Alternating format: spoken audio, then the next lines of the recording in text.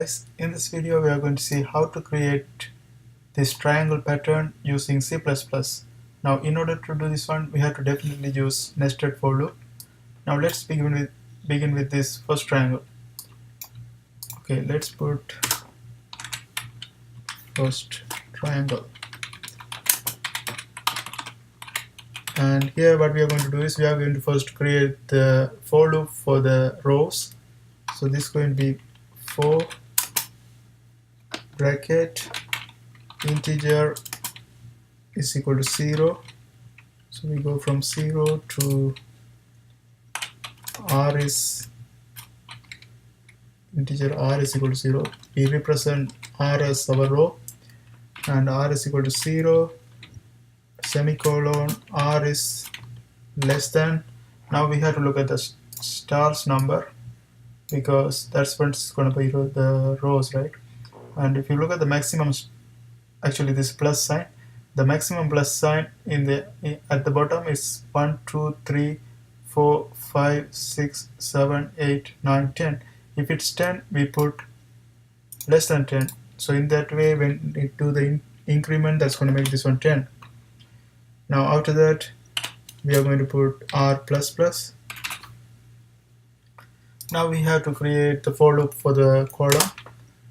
So we are going to create a loop inside, and that's going to be another for loop, and that's going to be starting from 0, integer c is equal to 0, and then column is less than or equal to r, semicolon, c++. Okay, the reason we put this sign like less than or equal to r is because when we have first column, that's going to be 0, right? First row, that's going to be 0, and when this is 0, this is also going to be 0. At that time it's going to loop this once, so we get 1 plus. And when r is equal to 1, c is going to be equal to 0, so this one will loop it twice, so we will get 2 plus signs. And now let's go ahead and complete this one. So now we have to put cout statement. Okay, so we shouldn't close this one right here. We have to put cout statement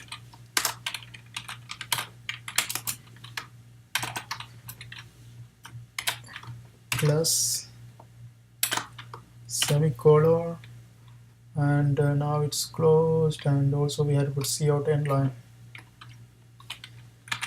Cout end line. And now this should work. Let's give it a try. Let's see whether everything is closed. 1, 2, 3. Yeah, closed. 1, 2, 1 more. Okay, now let's try this one out. And if you see, we have the first triangle pattern, right? So in the bottom we have 4, 5, 10, right? Now we are in the right track. And we have to also make this bottom part. Now let's go ahead and create that one. So let's go ahead and create our second triangle.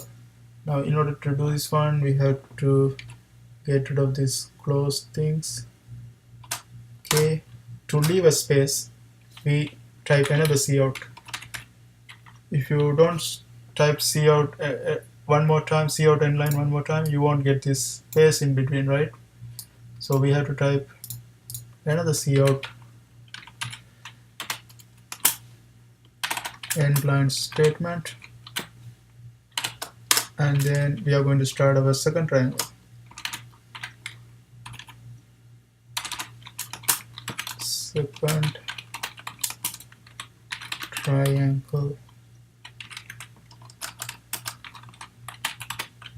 Okay, now again we are going to create for loop for the rows, for integer, and now if you look at this one, we are starting from 10. We are starting from 10, right? Initially we started from 0, but now we are starting from 10, so we have to put this one equal to 10 right here. Integer r is equal to 10, and r is greater than 0. Before we had less than 10, now this should be greater than 0. And also we are going to do the decrement, like we decrease 1 each time, so that's going to be r minus minus. Now we have to create a for loop for the rows, and for loop for the rows is going to be for integer c is equal to 0 and c is less than r, c plus plus, and finally cout statement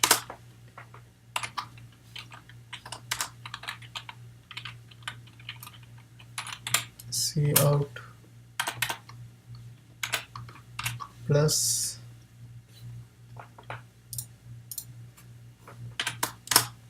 and then finally after that we have to put an end line, cout end line, and now we have to close, because we took one of the curly bracket right here, we have to close that one too. So now we have to close this one, and let's make sure everything is closed. Two of them closed and extra one, and that's it. Now let's give it a try and see whether it works. And if you see, it's working, right? This is what we want. This is the pattern we tried, and that's how we do this kind of patterns. I hope you guys find this video helpful. See you next time.